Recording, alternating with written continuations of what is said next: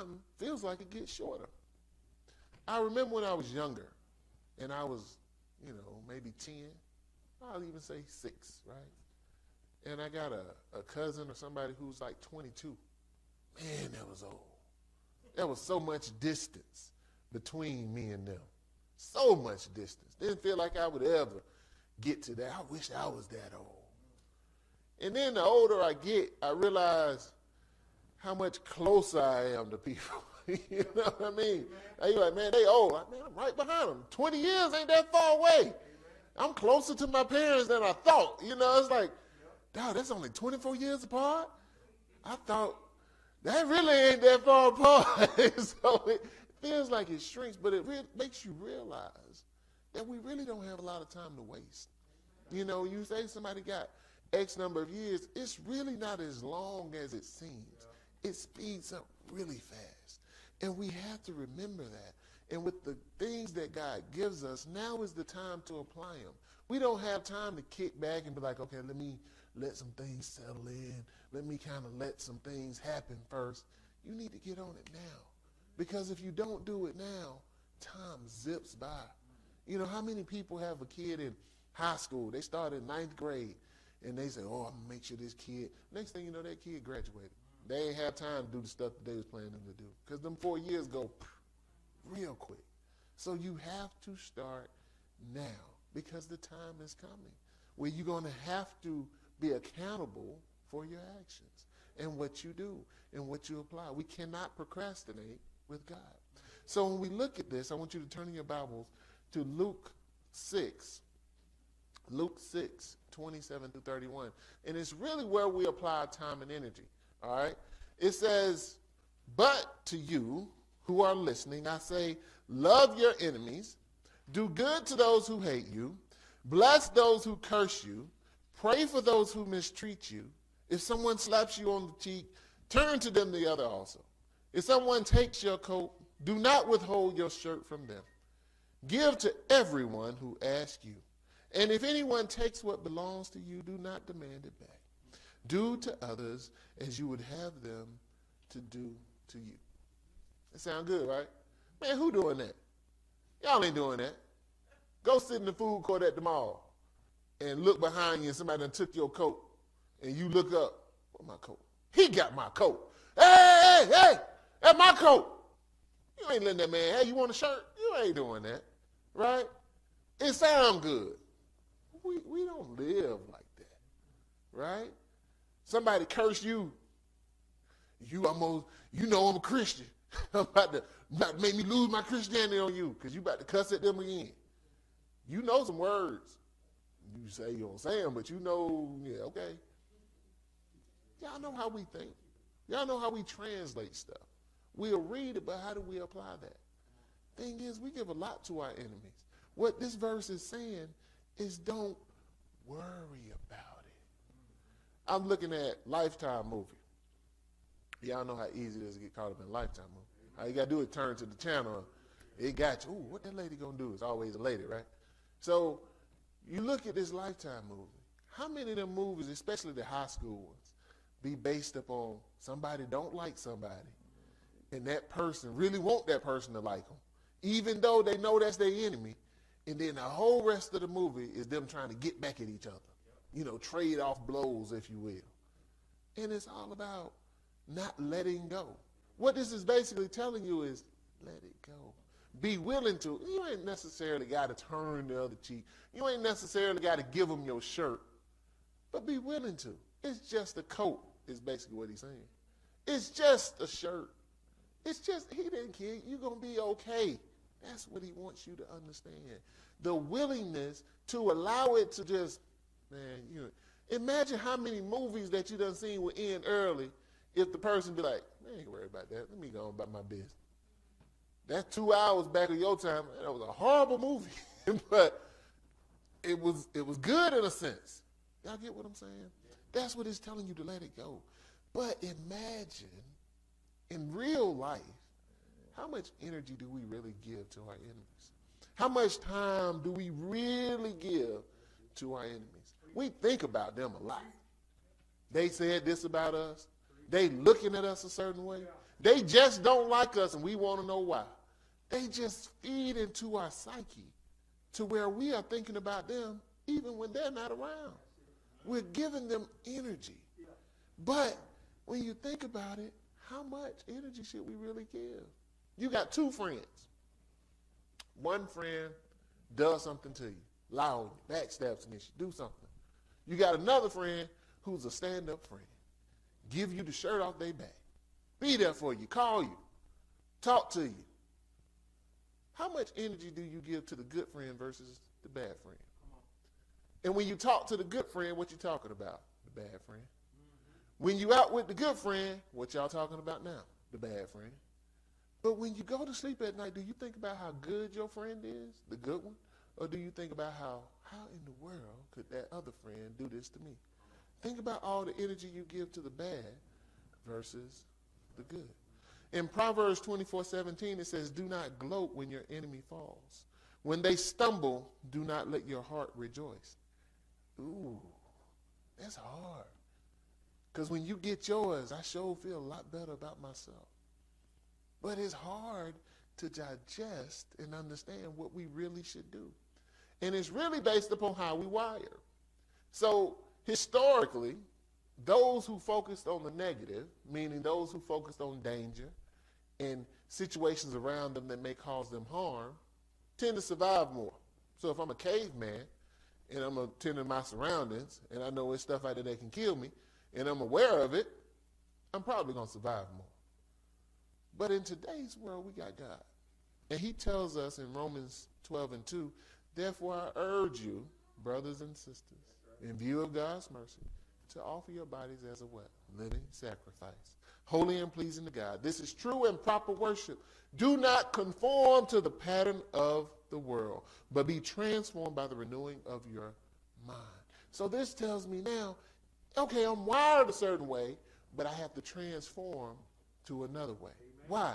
Because God say, I've come into your life, and yeah, you were designed that way because of survival, but I got that down. You don't have to worry about it. In fact, you are so set up and so good that I'm going to prepare a table before you in the presence of your enemies. How worried do you have to be if I'm eating? The last thing I want to be is somebody finna attack me and sitting there eating, right? I need to be on guard. But if I can eat around you, I must be mighty comfortable. If somebody who really don't like you calls you into a room and they sitting there eating steak and they cutting it, they really not concerned about you. You better be the one a little nervous because he's sitting there, what you want? You got a problem with me? And you sitting there like, oh, man, this man sitting here eating. It's a nervous situation. What you got going? Booby traps and everything. You don't got nervous because he's comfortable. You got to be comfortable when you eat. So that's how God got you. He got you comfortable. We have to know that God got us. We got to know that we can't give all this energy, all this effort to the enemy, to somebody who disagrees with us, to somebody who just don't like us. Because in our world, our enemies ain't trying to kill us. They just don't like us. They just got something to say. They just got a scowl on their face. They just act some type of way. We just don't want them in our house. We just don't want them around us. We're not fearful. We just don't want to deal with all their drama and all their mess.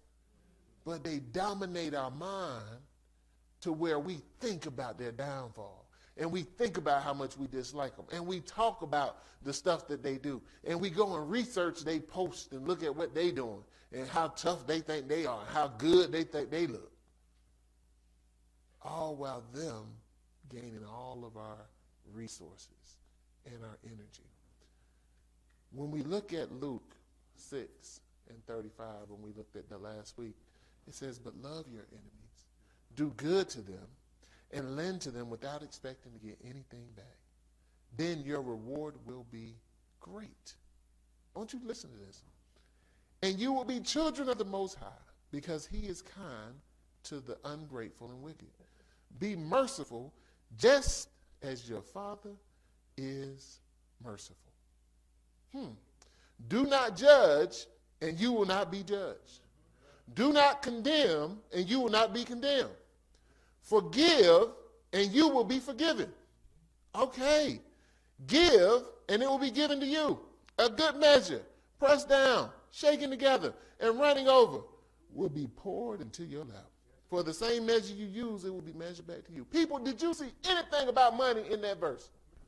Did you see anything about paying your tithes in that verse? Did you see anything about giving so much money that God going to give you back some more money? Believe what you want.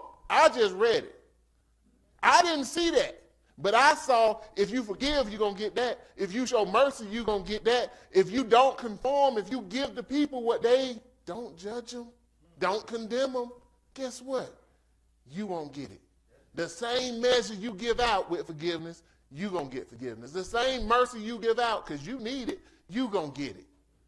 But we so worried about these pockets. God don't need your money. He needs your heart. We have to be able to give to those who don't want to give to us. Why? Because he gave and we said we don't want it.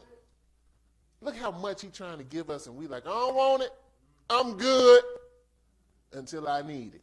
Hey, that love that you mentioned last week. Oh, you ain't need it. Now you want it. We have to give. That same energy that we given to the enemy, God say, what if you gave me that? What if you gave me that same energy, that same focus, them same thoughts that take you to sleep thinking about them, that same research that you looking at their Facebook? What if you looked at God's Facebook? What if you read through what he done posted?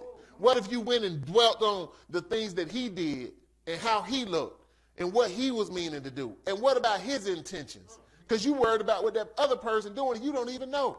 You getting all you need. They were looking at me funny. That person nose might have itched. You don't know. But you done dissected everything.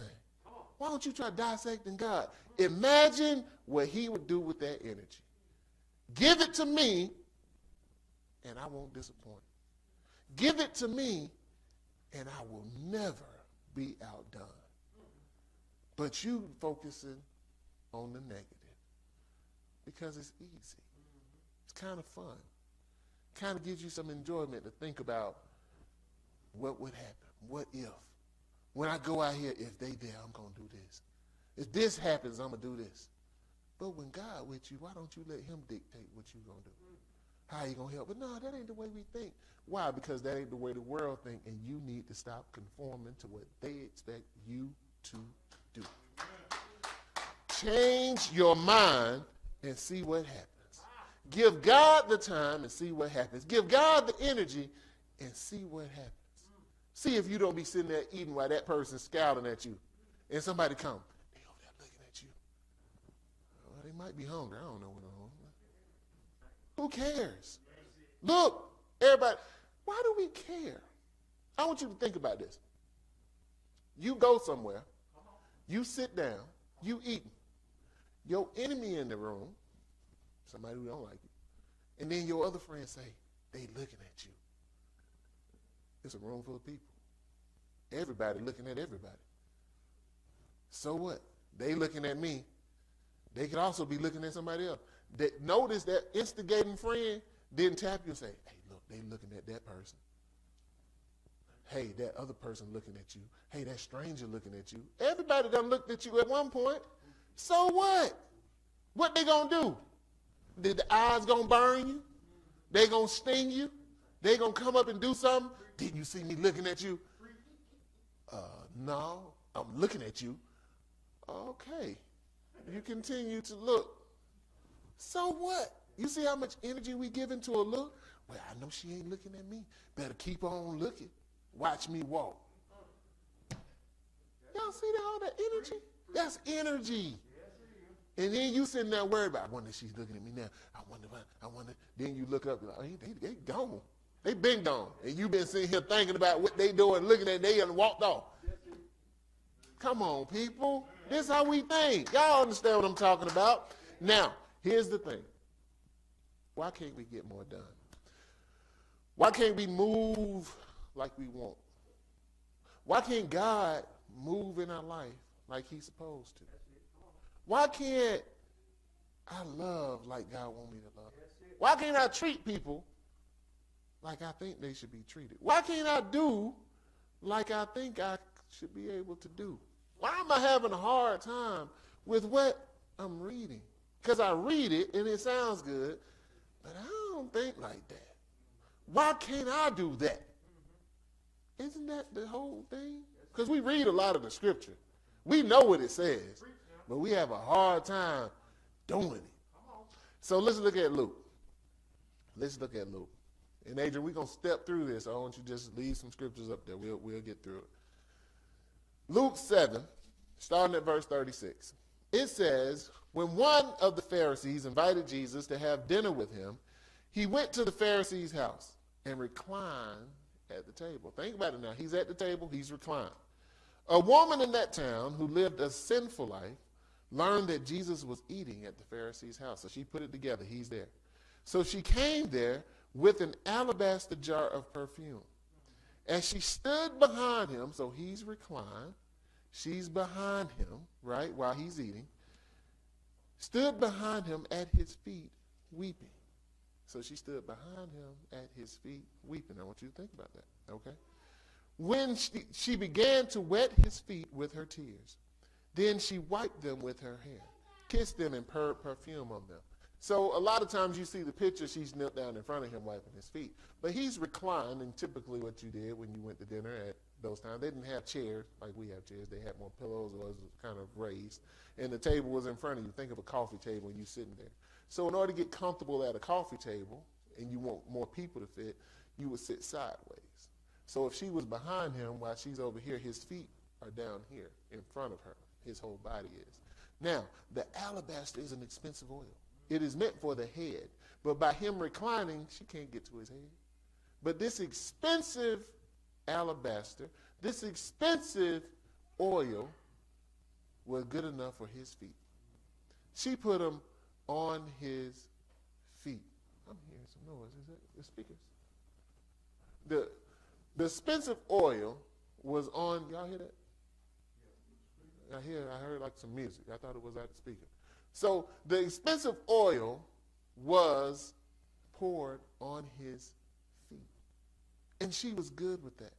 And she used her hair to wash his feet. This shows you the status that he had in her life, right? That she was willing to wash his feet with her hair. Now, why was she doing this? She had probably already ran into Jesus and he had forgiven her already. We don't know, but that could have happened. But where was Jesus? Jesus was at the Pharisee's house. So he was eating dinner at a Pharisee's house. And here comes this woman. Imagine the uncomfortable quiet in the room. Imagine how this must have felt. Everybody else is looking and saying, what is going on? Why is this woman in here? This sinful woman. Why is she washing his feet? What is going on? Right?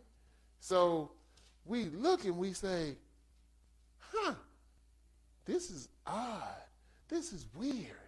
But the Pharisee, when the Pharisee who had invited him and saw this, he said to himself, if this man were a prophet, he would know who is touching him and what kind of woman she is, and that she is a sinner. It's his house, right? Jesus at his house, so he decided to speak up. But he gave Jesus an opening, and Jesus answered him. Notice, Jesus didn't ask a question. Pharisee didn't ask a question. He condemned. But Jesus answered him.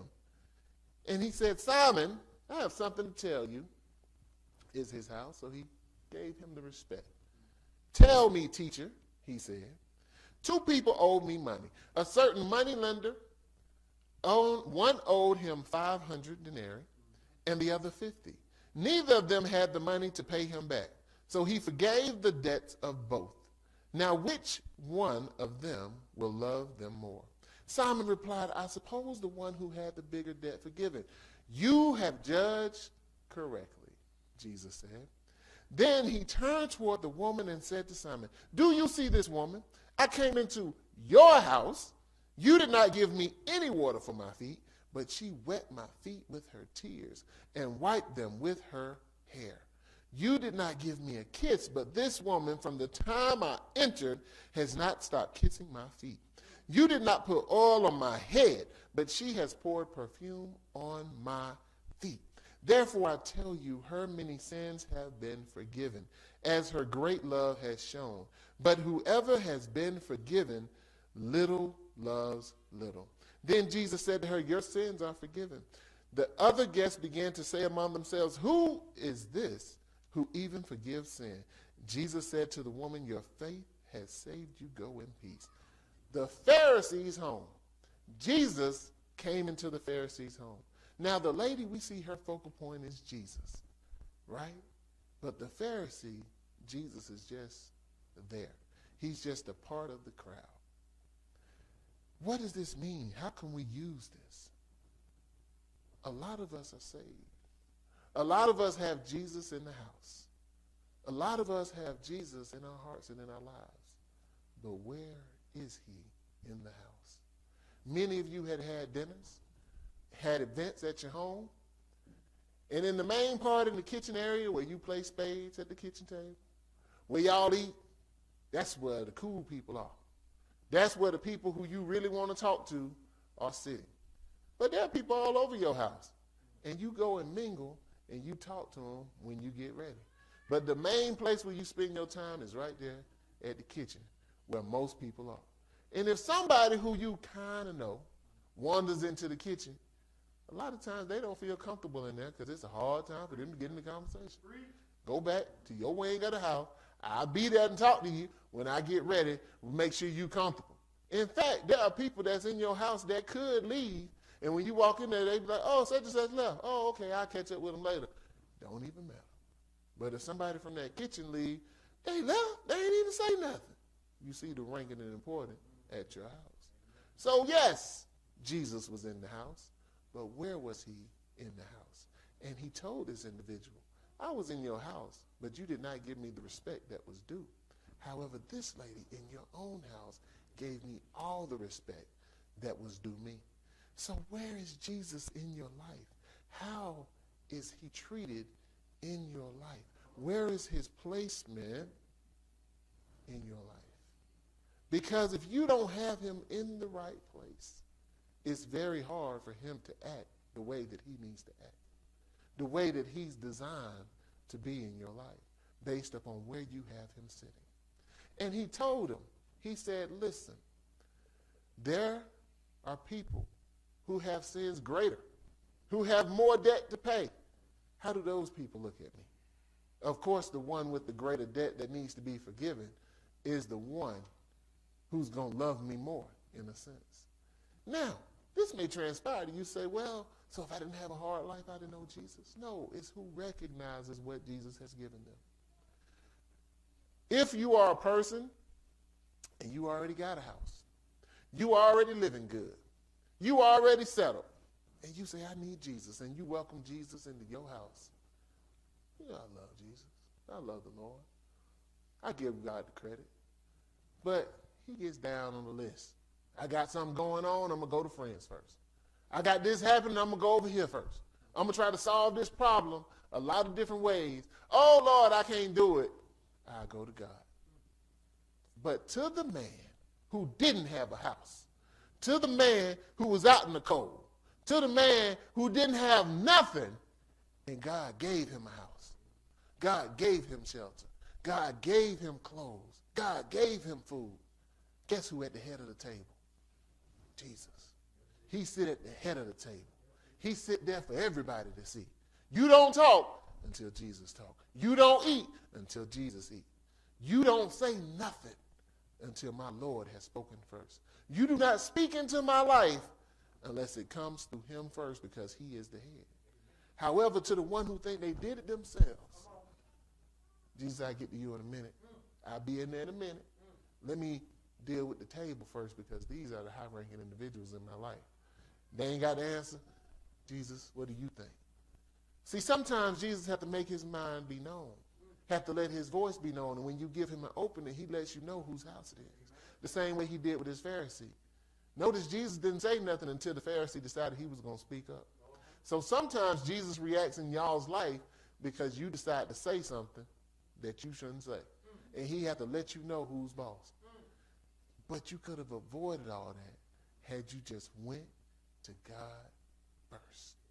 When you have Jesus in the right place in your life, at the head of your table, because everybody, regardless of how good you think you are, think about how quick it can go away. Now, we done seen many a man fall in the news who had a lot of money, a lot of friends, a lot of success, and a lot of everything. A lot of what we want, they got. And it go just as quick, real fast. It may take them 30 years to get it. But one article, it's gone. Cancel culture. They through. They living next door to you. Right? So if they can take them down, imagine what can happen to you. This is a fickle place to live. All this stuff we got that we like, oh, I'm straight. You straight today. We got so many people in the news that'll never happen to me. It happens to them. We one question away sometimes from losing it all. Who asking the question? IRS. But it can happen. You never know who's going to ask the question. Think about how many lives have been upended on a car accident. The breadwinner is injured. Life upside down. We were living good on Tuesday. Friday, don't know no more. Because we thought we had it all figured out. Because stuff is going so well. But we don't realize how fine that line is. That we walking on paper thin ice, trying to hold a balance, but we walking on it like it's solid.